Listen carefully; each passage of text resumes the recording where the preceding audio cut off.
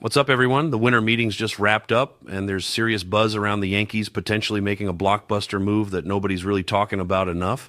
We're talking about Jazz Chisholm Jr., and yeah, I know what you're thinking. Didn't he just have a 30-30 season? Didn't he bring energy and swagger to this team? All true. But the reality is, the Yankees are listening to offers, and this could actually be a really good thing for the organization moving forward. Let me break down why. Before we dive in, if you're watching this and want to stay locked in on everything happening with the Yankees this offseason, hit that subscribe button. We're pushing to hit our goal by the end of the year, and we need your support. All right, let's get into it. So here's what happened. On Thursday, ESPN insider Jeff Passan mentioned that the Yankees have listened to offers on infielder Jazz Chisholm Jr. That's not just idle speculation. That's the front office actively exploring what his market value looks like.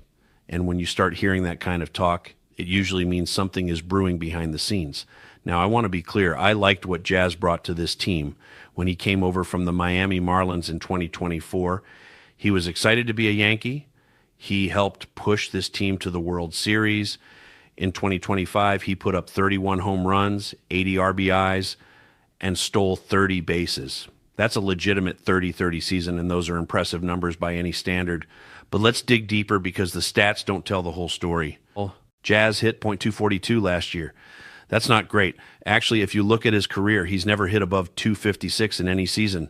For a guy playing second base who's supposed to get on base and create havoc on the base paths, that batting average is concerning. He struck out 148 times in 2025, which was actually down from 152 the year before, but still way too high. You know, if he got on base more consistently, those stolen base numbers would be even more valuable. As it stands, he's leaving runs on the table because he's not reaching base enough. The other issue, defense.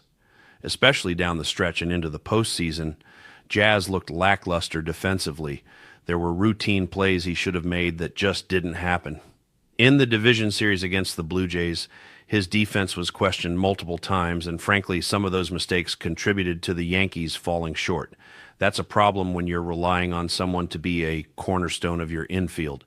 So when you combine the inconsistent batting average, the high strikeout rate, and the questionable defense in big moments, you start to understand why the Yankees might be open to moving him. This is a contract year for Jazz. He's going to want to get paid, and the Yankees have to ask themselves, do we want to commit long-term money to a player who hasn't shown he can consistently get over 250 at the plate?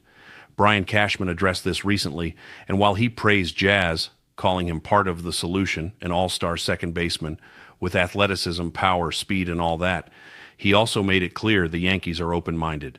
That's code for we're listening to offers. Cashman's not going to come out and say they're actively shopping him, but when a GM says they're open-minded, that means they're exploring what's out there. Now, here's where it gets interesting. If the Yankees trade Jazz, they already have a ready-made replacement in Oswaldo Cabrera. Cabrera showed a lot of promise after being acquired from the Tampa Bay Rays. He didn't get a ton of playing time, but when he did, he looked solid. He steals bases, he gets on base, he's athletic, and he's under contract through 2027. That gives the Yankees a cheap, controllable option at second base without needing to go out and spend big money on a replacement. But the real reason this trade makes sense, leverage. Jazz Chisholm could be a key piece in a bigger deal. Specifically, he could be part of a package to land Tarek Skubal from the Detroit Tigers. Think about it. Detroit needs young, controllable talent, and Jazz fits that profile. He's entering a contract year, he's got upside, and he's still just 26 years old. For a team like Detroit that's trying to compete but also build for the future, Jazz is an attractive piece. There was a trade proposal floating around on Fansided that had the Yankees sending Jazz Chisholm Jr., Elmer Rodriguez Cruz, the Yankees' number 3 prospect, Spencer Jones, and Luis Gillet to Detroit in exchange for Tarek Skubal. Now, you might look at that and think it's a lot to give up. And yeah, it is. But we're talking about Tarek Skubal here, one of the best young pitchers in baseball. If you can add him to a rotation that already has Garrett Cole and Max Fried, you're suddenly looking at one of the most dominant top 3 rotations in the entire league. Pitching wins championships. We've seen it time and time again. The teams that go deep in October are the ones with elite starting pitching. The Yankees rotation as currently constructed is good, but is it championship caliber? Adding Skubal would make it elite. And if Jazz Chisholm is the centerpiece that gets that deal done, you make that trade every single time. Now, I know some of you are going to push back and say, but Jazz brought energy. He had swagger. He was a spark plug for this team. And you're right. He did bring attitude and a team-first mentality. He had his teammates' backs. He praised Aaron Judge constantly, and he seemed genuinely excited to be in New York.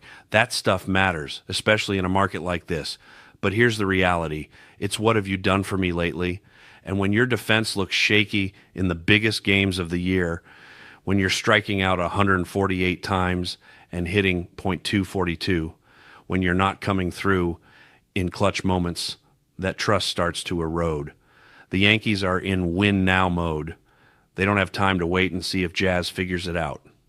They need consistency, they need reliability, and they need players who can deliver in October. If the front office doesn't believe Jazz is that guy long-term, then moving him while his value is high makes perfect sense. And let's not forget, this is a contract year for Jazz. If the Yankees don't trade him and he has another mediocre season, his value tanks and he walks in free agency for nothing. At least by trading him now, they get something back, whether that's pitching, prospects, or the centerpiece of a blockbuster deal for a guy like Skubal. So, here's my question for you. Do you think the Yankees should trade Jazz Chisholm Jr.? And if so, what would you want in return? Would you be willing to package him with top prospects to land Tarek Skubal? Or do you think the Yankees should hold on to him and see if he can build on last year's 30-30 season? Drop your thoughts in the comments below because I want to hear where you stand on this. The offseason is heating up. The winter meetings are over, but the moves are just beginning. Free agents like Cody Bellinger and Kyle Tucker are still out there. The Yankees have decisions to make, and Jazz Chisholm's future is right at the center of it all. Whatever happens, this is going to be a wild ride, and we're going to cover every single development right here. So make sure you're subscribed, hit that bell for notifications, and let's see where this thing goes. The Yankees are cooking something up, and I have a feeling it's going to be big.